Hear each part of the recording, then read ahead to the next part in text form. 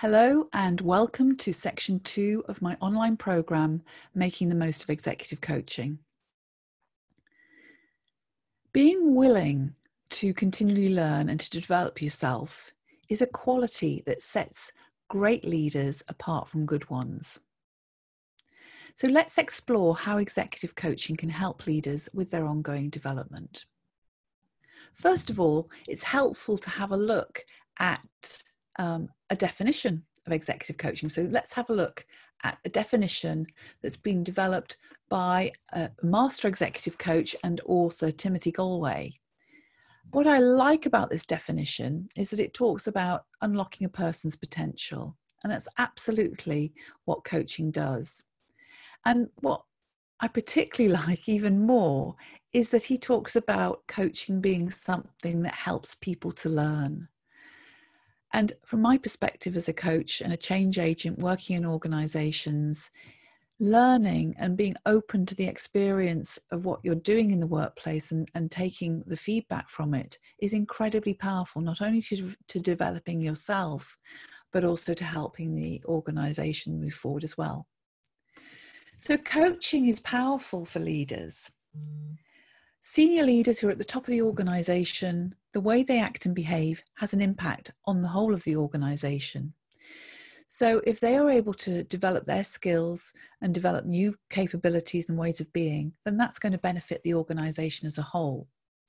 And what executive coaching offers those leaders is a private, confidential space where they can reflect, unpack their thinking, be challenged as well as supported, and look at things through a whole new lens. That helps them build self-awareness around themselves and how they're impacting those people around them. It also helps them think about how they make decisions, not just basing those decisions on rational logic, but also taking a holistic approach and taking on board their intuition, the people element of the decisions that they might be making. Finally, the power of executive coaching within organizations is that a leader has a 70% impact on the atmosphere and culture that's created in that organization. So if leaders are developing their skills, practicing new behaviors that create a positive working environment, that's going to really help performance overall within the organization. So this next slide is looking at what coaching is and what it isn't, because there are a few myths that band around about coaching. Some people call it the soft, fluffy stuff, but actually being coached can be quite hard work. And we'll look at that in a further tutorial. But what we have here is looking at what coaching is and what it isn't. The first thing to say about coaching is that it's an outcome-focused conversation. It's a conversation that has a purpose. There may be times that people do reflect and there might be meander in their thinking during a session, but that is in relation to something that they want to get out of the session so that they can move things forward for themselves. It's also supporting, helping people access their own resources so that they start to become aware of themselves in a different way to how they did before, and they start to learn to take on new skills. Secondly, there are some underlying beliefs that really help coaching be effective. One is that coaching is a relationship that is based on equality. Both the coach and the coachee are adults, and they co-create the agenda together, and they co-create the working relationship together as well. It's not a case of one person being the expert and the other being the learner who needs to learn from the expert. It's an exploratory relationship that supports real growth from there. It's also what I call client-centered, which means that the client or the coachee is in charge of the agenda for the coaching sessions. So the coach will mind the outcomes, they will make sure that there's review and they'll hold the coachee accountable, but the actual agenda and what's covered in the session will be defined by the coachee themselves.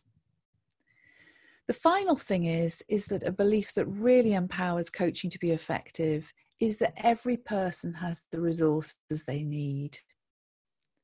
So that's respecting the coachee as being somebody who wants to grow, wants to develop, and also is willing to access those resources for themselves because they are inside themselves somewhere.